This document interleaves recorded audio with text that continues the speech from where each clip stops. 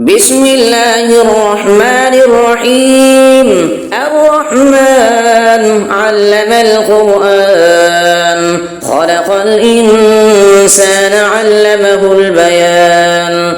الشمس والقمر بحسبان والنجم والشجر يسجدان والسماء رفعها ووضع الميزان ألا تطغوا في الميزان وأقيموا الوزن بالقسط ولا تخسروا الميزان. والأرض وضعها للأنام فيها فاكهة والنخل ذات الأكمام والحب ذو العصف والريحان. فبأي آلاء ربكما تكذبان؟ خلق الإنسان من صلصال كالفخار وخلق الجان من مارد من نار. فبأي آلاء ربكما تكذبان؟ رب المشرقين ورب المغربين. فبأي آلاء ربكما تكذبان؟ مرج البحرين يلتقيان بينهما برزخ لا يبغيان. فبأي آلاء ربكما تكذبان؟ يخرج منهما اللؤلؤ والمرجان. فبأي آلاء ربكما تكذبان؟ وله الجوار المنشآت في البحر كالأعلام. فبأي آلاء ربكما تكذبان؟ كل من عليها فان ويبقى وجه ربك ذو الجلال والإكرام. فبأي آلاء ربكما تكذبان؟ يسأله من في السماوات والأرض كل يوم هو في شأن. فبأي آلاء ربكما تكذبان؟ سنفرغ لكم أيها الثقلان. فبأي آلاء ربكما تكذبان؟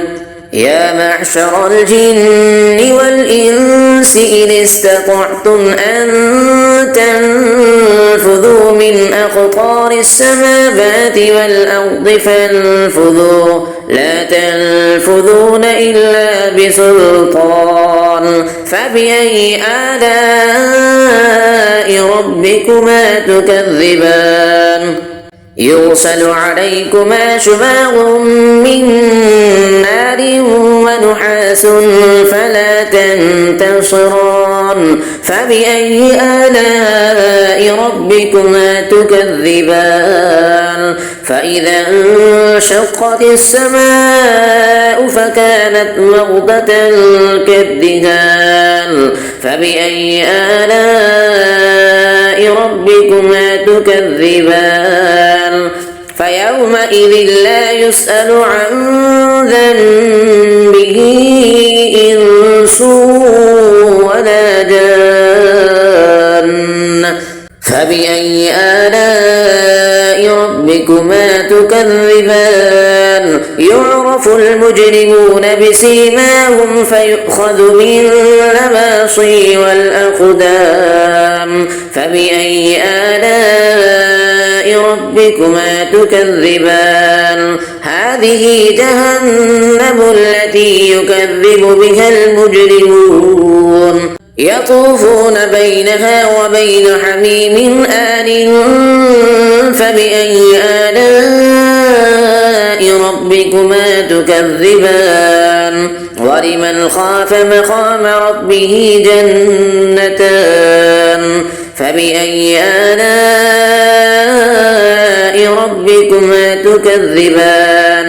ذواتا أفنان. فبأي آلاء ربكما تكذبان؟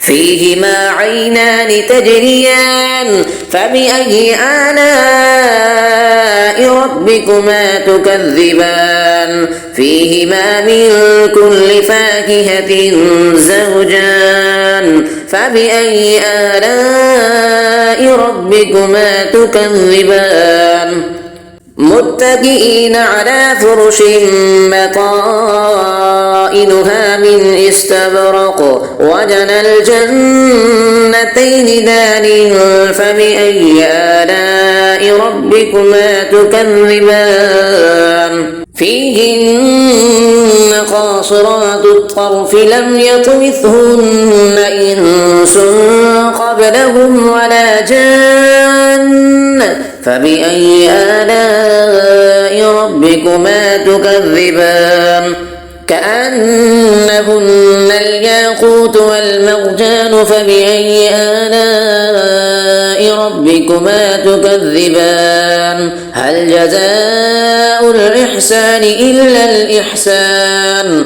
فبأي آلاء ربكما تكذبان ومن دونهما جنتان فبأي آلاء ربكما تكذبان مدهامتان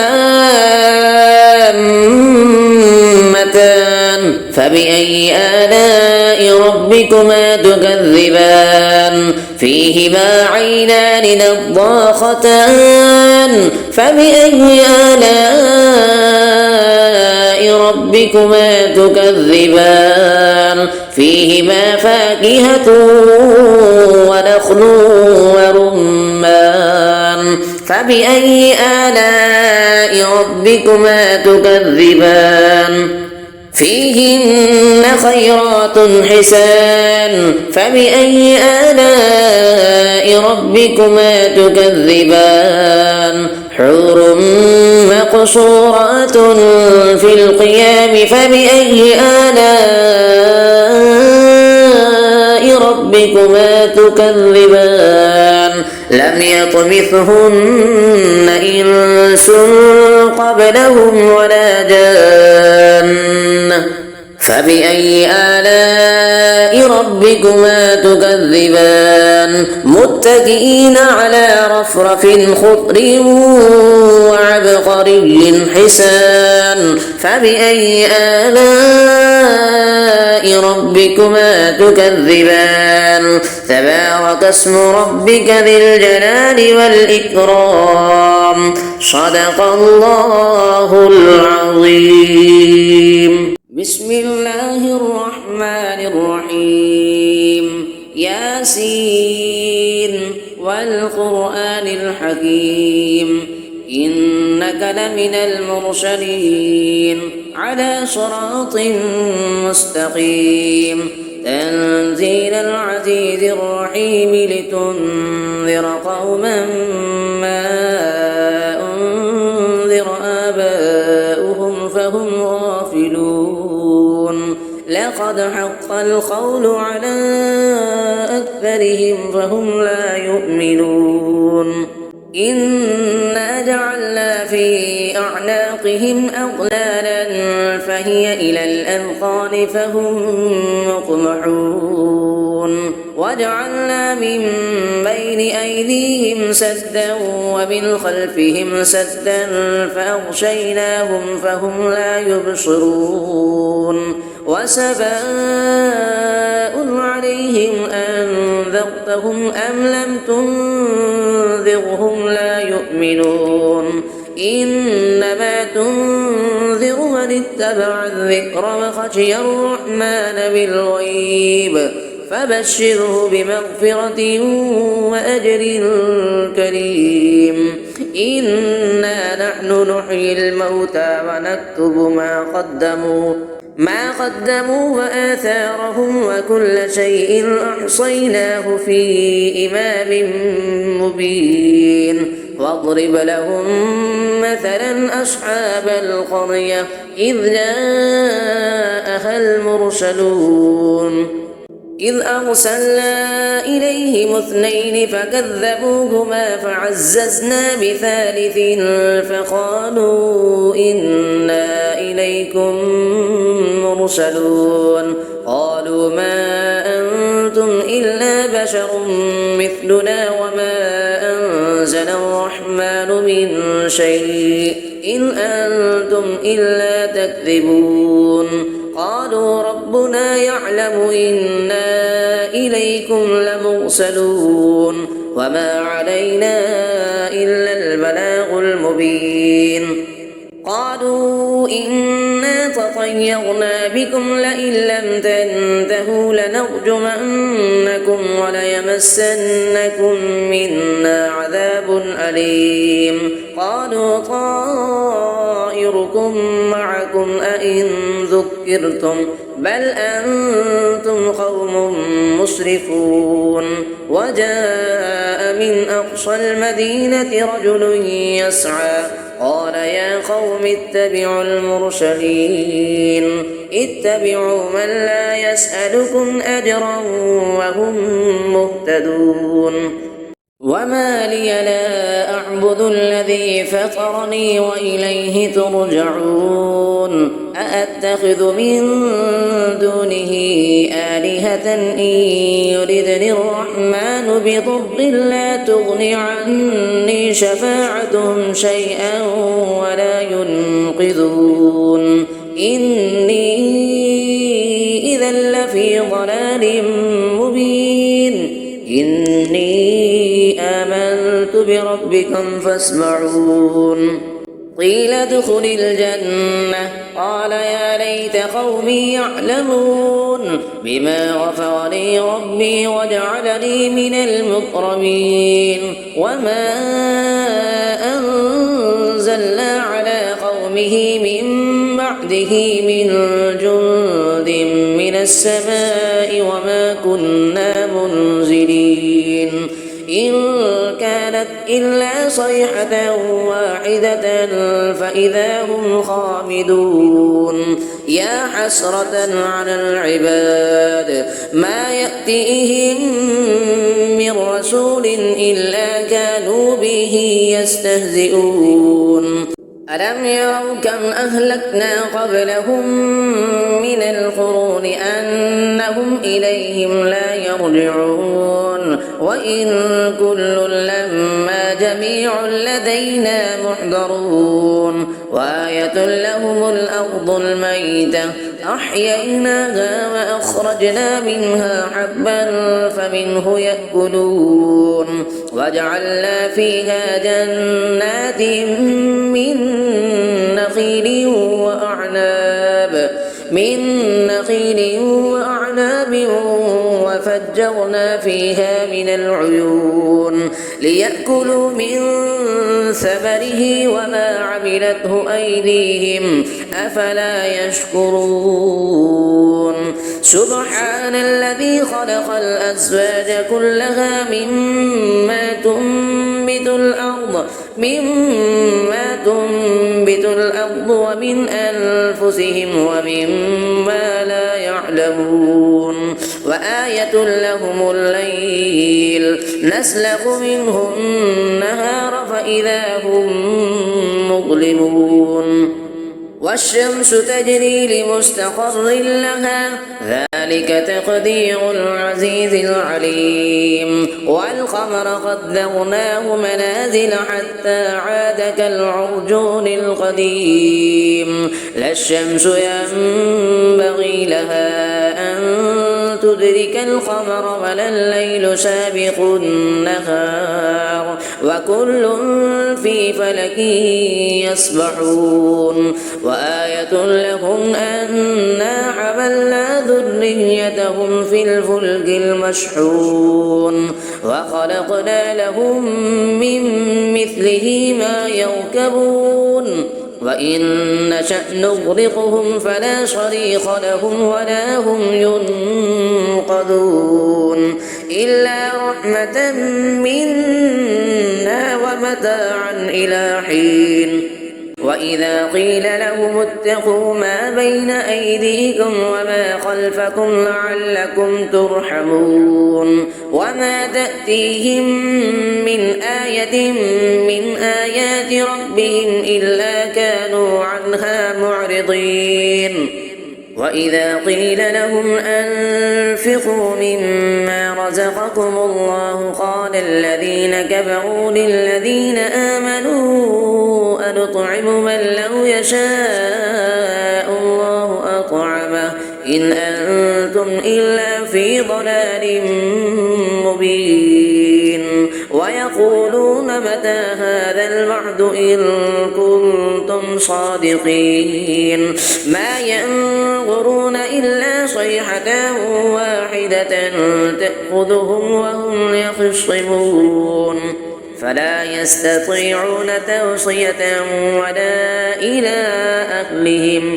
ولا إلى أهلهم يرجعون ونفخ في الصور فإذا هم من الأجداث إلى ربهم ينسلون قالوا يا ويلنا من بعثنا من مرقدنا هذا ما بعد الرحمن وصدق المرسلون إن كانت إلا صيحة واحدة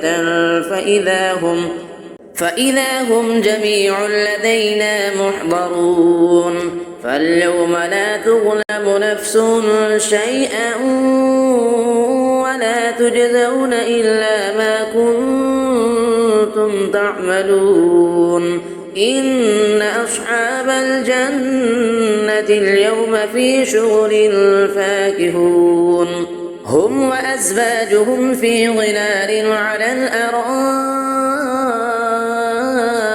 متكئون لهم فيها فاكهة ولهم ما يدعون سلام قولا من رب رحيم وامتازوا اليوم أيها المجرمون ألم أعهد إليكم يا بني آدم ألا تعبدوا الشيطان إنه لكم عدو مبين وأن اعبدوني هذا صراط مستقيم ولقد أضل منكم جبلا كثيرا أفلم تكونوا تعقلون هذه جهنم التي كنتم توعدون اصلوها اليوم بما كنتم تكفرون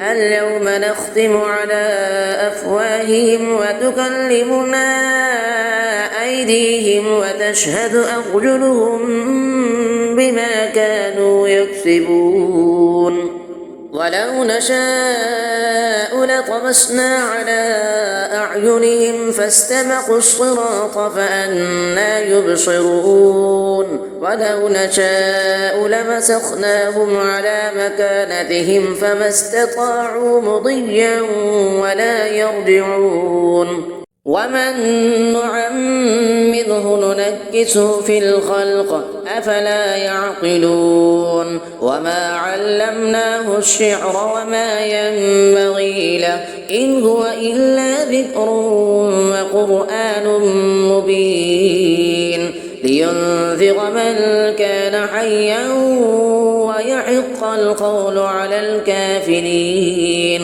أفلم يروا أنا خلقنا لهم مما عملت أيدينا أنعاما فهم لها مالكون وذللناها لهم فمنها ركوبهم ومنها يأكلون ولهم فيها منافع ومشارب أفلا يشكرون واتخذوا من دون الله آلهة لعلهم ينصرون لا يستطيعون نصرهم وهم لهم جند محضرون فلا يحزنك قولهم إنا نعلم ما يسرون وما يعلنون أفلم يرى الإنسان أنا خلقناه من نطفة فإذا هو خصيم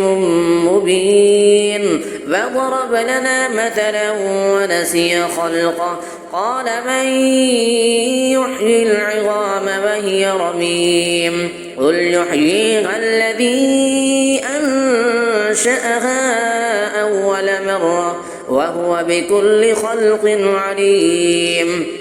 الذي جعل لكم من الشجر الأخضر نارا فإذا أنتم منه توقدون.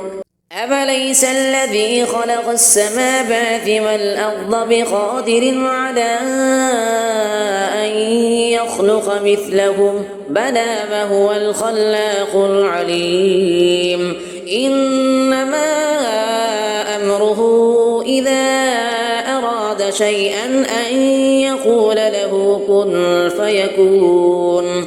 فسبحان الذي بيده ملكوت كل شيء وإليه ترجعون. صدق الله العظيم.